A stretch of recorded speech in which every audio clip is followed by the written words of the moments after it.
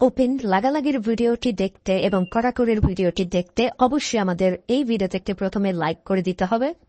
এরপরে পাশে দেখা সাবস্ক্রাইব বাটনে ক্লিক করে আমাদের চ্যানেলটিকে সাবস্ক্রাইব করতে হবে।